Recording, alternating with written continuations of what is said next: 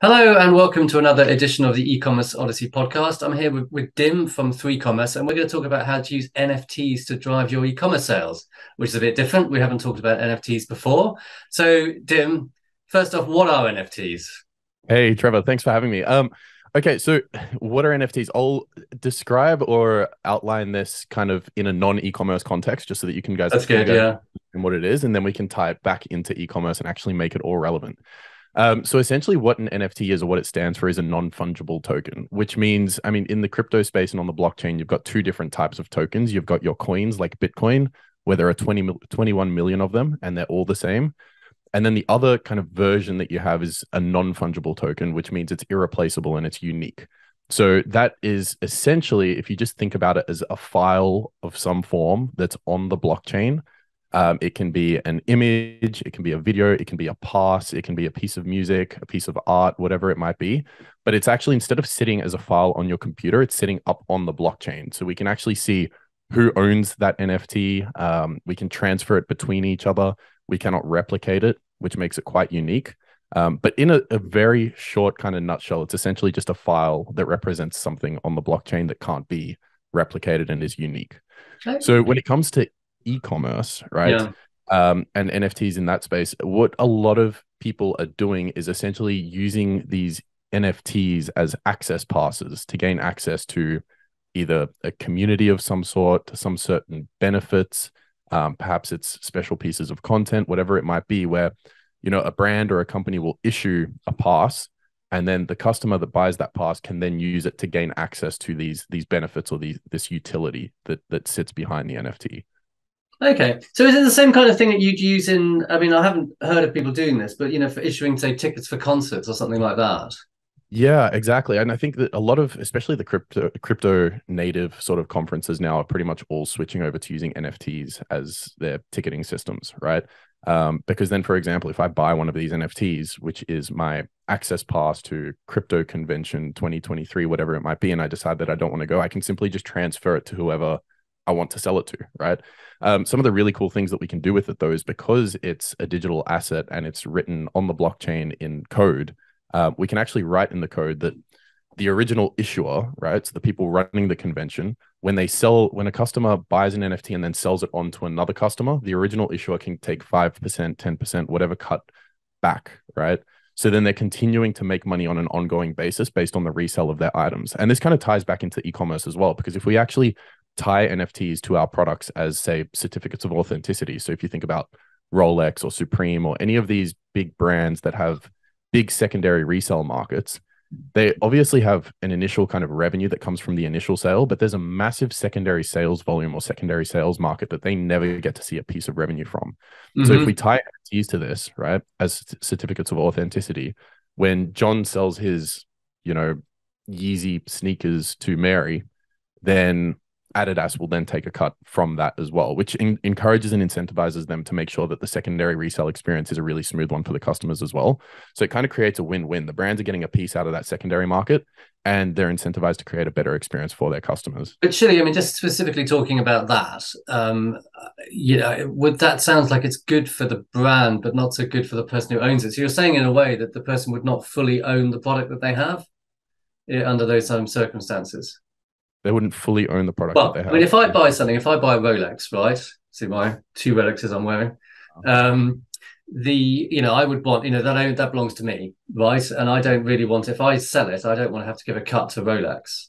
But it's a bit like it's the problem, the kind of difference between kind of physical assets and something which is, like like a record. I mean, when you bought a piece of music in the past, you owned that record, and it was something you could then sell on physically. You gave it to someone, right? Mm. But now you've got like a piece of um, a download from iTunes or something like that. You don't own that in the same way. It doesn't have any value that you can sell on. So it would seem to me if someone like Rolex or Adidas want to get a cut from future sales, then I would, as the owner, I mean, they impose that on the owner of the Well, item.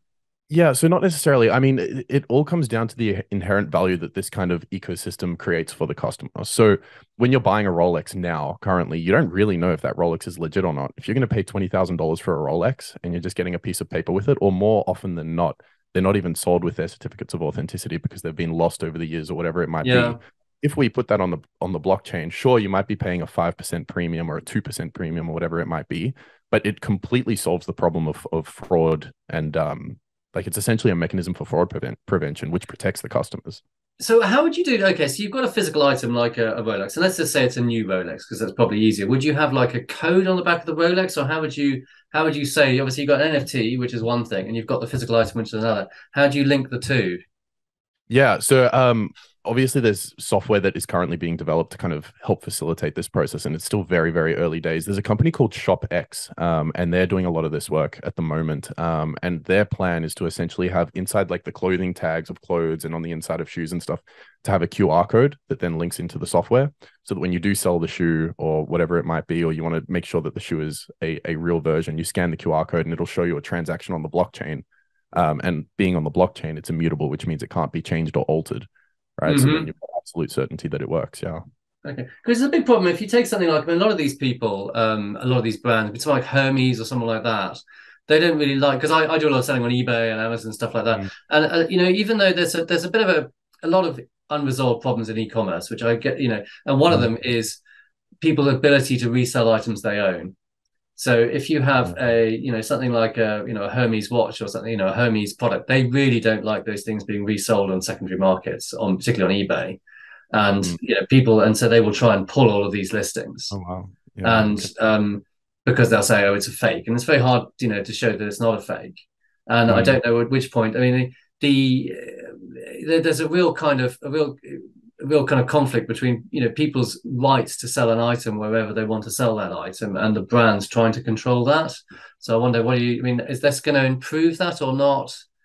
Well, I mean, if you like this Hermes example that you're kind of painting the picture of, if they're concerned that it's a fake and we've got that verified on the blockchain with that certificate of authenticity that's represented as an NFT, then there'll be no doubt in the customer's mind or the brand's mind that that specific piece that's getting sold is actually a genuine piece that came from Hermes, right? Yeah. And because they're getting a small cut for making sure that this process all happens and is facilitated smoothly, they're rewarded as well as the customers obviously get much greater sense of peace of mind. I mean, but will this be a mechanism for brands to charge more money? Because with the example we were talking about earlier, I was saying about the whole in art, there's this whole concept of authenticity. So you have if you've got someone says a painting is a Leonardo, right? And if it's someone, some artist comes along and some quote unquote expert comes along and says that's a Leonardo, and then it becomes worth almost unlimited amount of money. But if someone other expert comes along and says it's a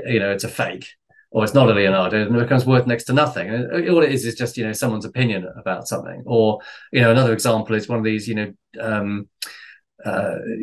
Warhol's Campbell soups or something. Just because these are not just tins of Campbell soup, they're Andy Warhol's tins of Campbell soup. So the same thing, just because it's got this stamp of approval on it, like an NFT, becomes worth more money. So would it be that Adidas will come along and say, look, these are the authentic articles, we can prove it, and therefore we want to charge you more money? Will the consumer that's what they're saying now, that their pieces are authentic, but they're not necessarily, or they don't necessarily have a mechanism to prove it, right? Yeah. I just wonder whether it would just be you can buy something with an NFT and they'll charge you 10% more. You can buy it without an NFT and they'll. I just wonder, will it be a mechanism for brands to try and extract more money out of consumers?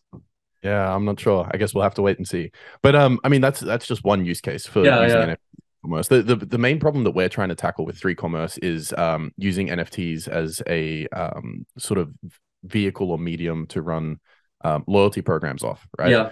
So essentially, let's say that going back to Adidas, let's say you're Adidas and you want to reward your 10,000 most loyal customers. You can issue 10,000 NFTs that go to your most loyal customers, or you can sell those NFTs to the customers, whatever it might be. And then that NFT or that pass is essentially used as a ticket to get into the loyalty program and to actually access certain benefits that no other customers can get. And these benefits can include, sorry, go ahead. No, just say, what's the benefit of that over a password or a just a login? Absolutely. So the first one, I think, is finite supply, right? So we're capping the limit at 10,000. Of course, the same question would arise, like, why can't we just create 10,000 logins? And you're pretty correct with that. But the nice thing about that is it's actually the NFT is transferable. So there'll be a secondary market of NFTs that ends up being resold, that ends up being resold between customers because there is a limited supply, right? And the customers have certainty and confidence because it's backed by the blockchain that we're not going to be creating more NFTs, so the value isn't going to go down. But so my main point being, we create this kind of secondary market that it comes about because of the finite supply, and then customers can sell their membership passes to other customers if they say, they put on a bunch of weight and they're no longer shopping at Nike or Adidas and they're not into the fitness sort of lifestyle anymore. They can actually recover their initial expense by selling it on to another customer. So how does that benefit? Okay, so I'm a brand, I'm Adidas, right? I want to know about the benefit of, if I have a loyalty program, then I want to know who my customers are in the loyalty program, right? Because that's the whole point of having a loyalty program. Yeah. If you've got your customers, if you don't know if the customers are reselling the loyalty program to other people, surely that defeats the point of having a loyalty program. How so? Well, okay, so I've got a loyalty program, and I know that Dimitri has got is that member of the loyalty program, right? And I'm guessing that you being South African, you're probably running all day and surfing or whatever, yeah. Right, you all of a sudden fall off your bike, break your leg, and then you decide to sell it to Trevor in St Albans, right? And then Adidas doesn't know whether it's you or me that is in that loyalty program, and therefore, how does that benefit Adidas? Well, so then, say Trevor wants to come and get benefits off the Adidas website, right? Because Trevor's just bought the pass. He'll be able to go onto the website, log in with his NFT, and then he'll gain access to those benefits.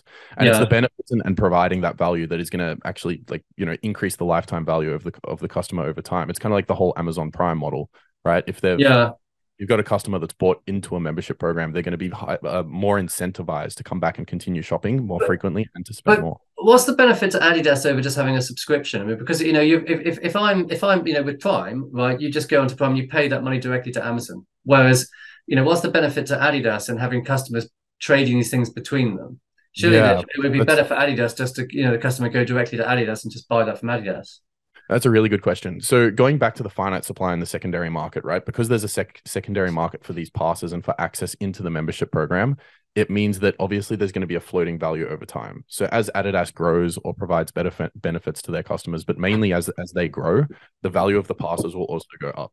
And so it introduces this economy of ownership where the customers are incentivized, because now instead of just being a member of a program, they're almost the part owner in the brand, right? So they're incentivized to run around and tell their friends and family about, hey, you should shop at Adidas, blah, blah, blah. Or, they'll be posting on their socials and stuff like that in order to help Adidas grow so that the value of their digital asset goes up, and then they essentially make money. And doesn't that just imply that, okay, so some brands, you've got, brands like Adidas, right, that everyone wants to join their loyalty programs, right? Adidas, Nike, Apple, whatever. And I could see that it might work for that. But because you need, in order for something to get a market value, it has to be traded frequently. So there has to be a certain amount of liquidity in it, right? And you're only going to have liquidity for the larger brands. So if you're a medium-sized brand where they're probably let's say the people are less interested in this, is that going to work for them or not?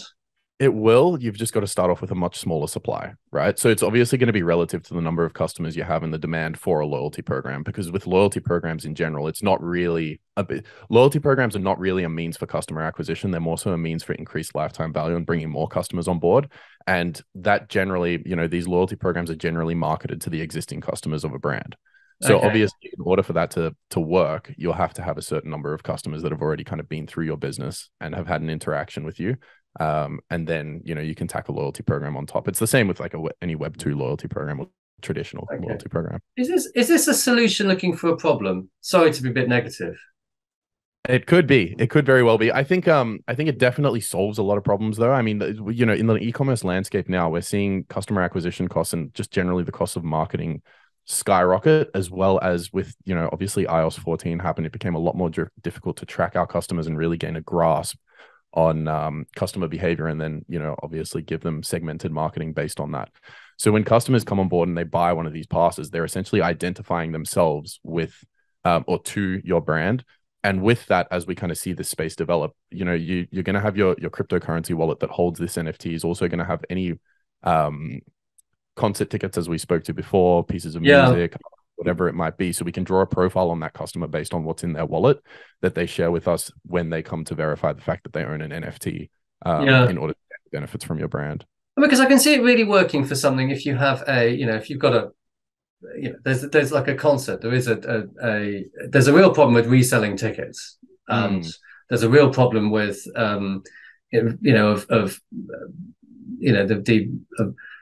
these touts buying tickets, and I could see that that they would really work for that. So I think that, I mean, it would seem that I could see that if Adidas wanted to have something like an event or something like that, then it would really work.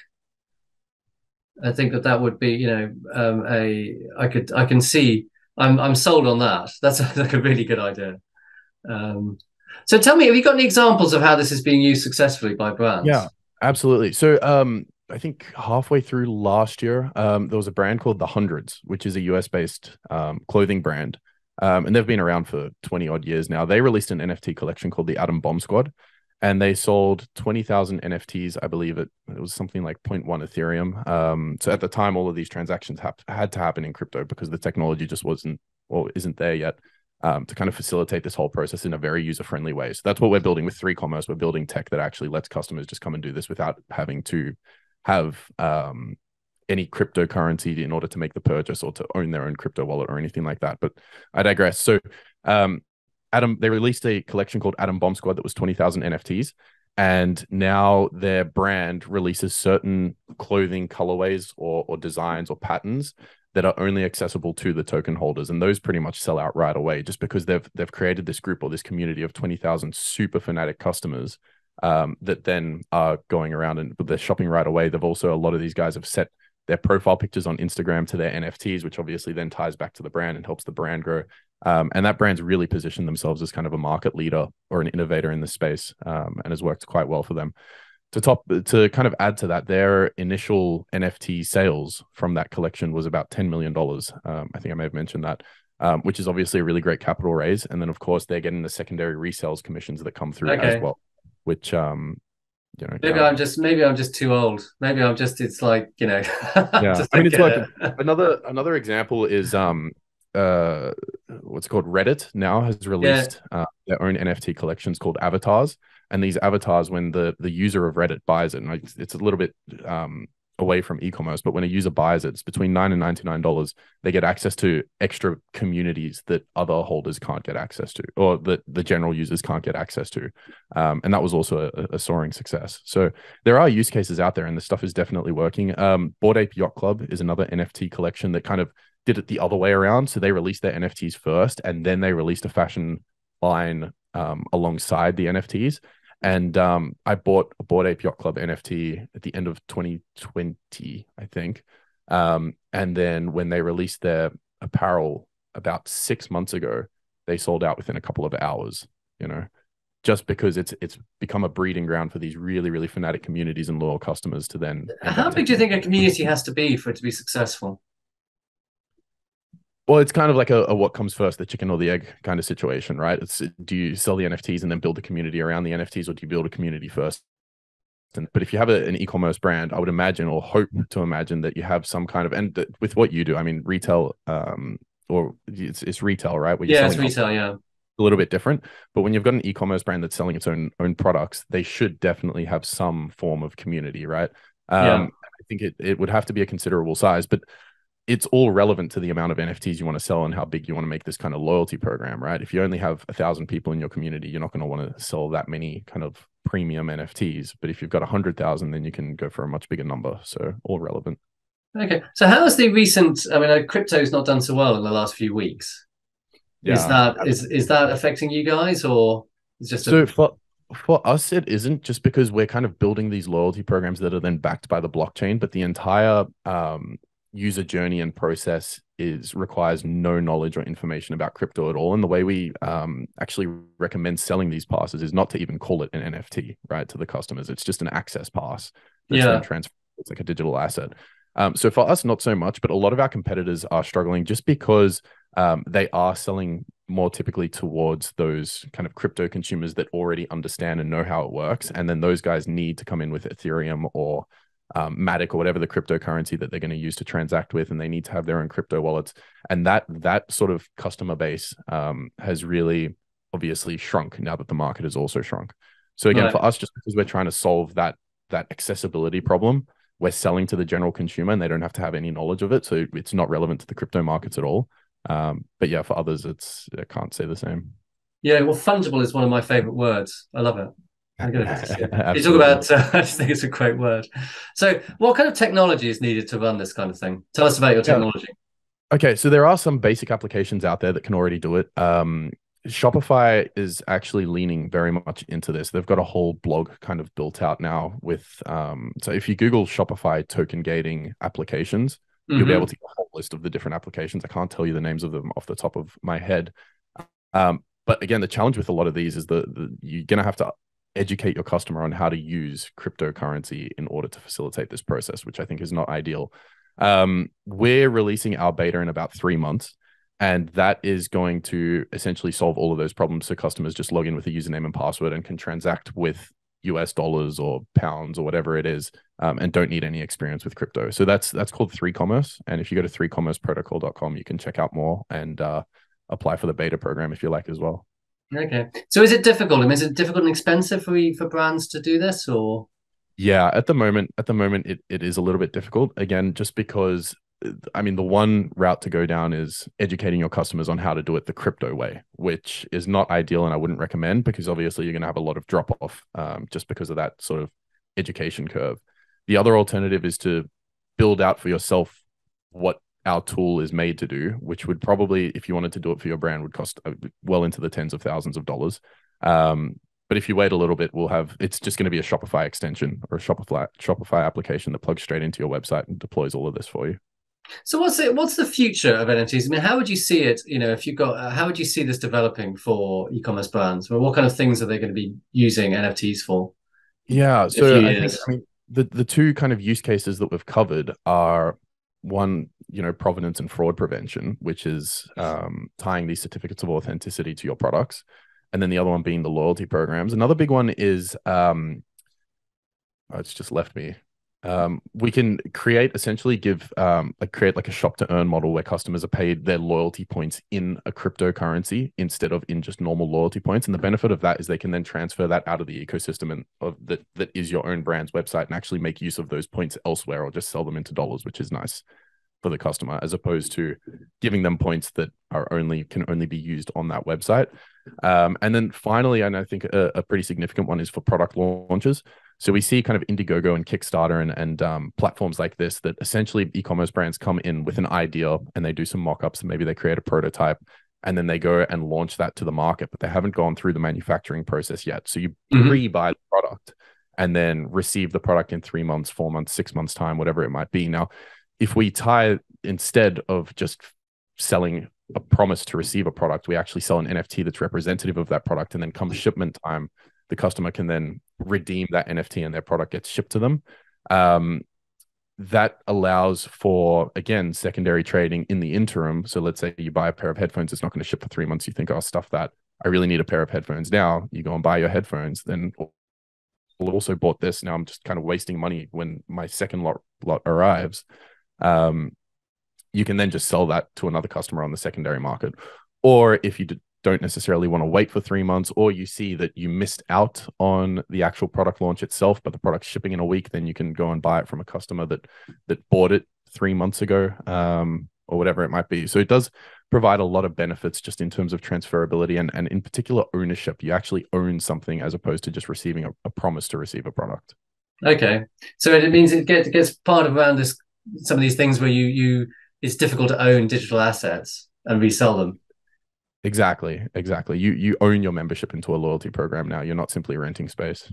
Okay, excellent. So cool. Well, this has been very interesting. I've got one last question for you. What are you nerdy about? I mean, obviously, I think that cryptocurrency and blockchains are probably quite nerdy in and of themselves, right? Absolutely. So what are you even nerdy about? What do you do? What are you nerdy about when you're not talking about NFTs? Oh, and I'm not talking about NFTs, probably boxing. That's something that I've taken up only a couple of years ago, quite recently, I think. And I absolutely love it. I mean, it's nice to kind of once or twice a week go and get punched in the face a couple times before getting behind the desk, definitely wakes you up in the morning. I don't know if I don't know. One of my favorite quotes is Mike Tyson: "Everyone has a plan until they get punched in the face."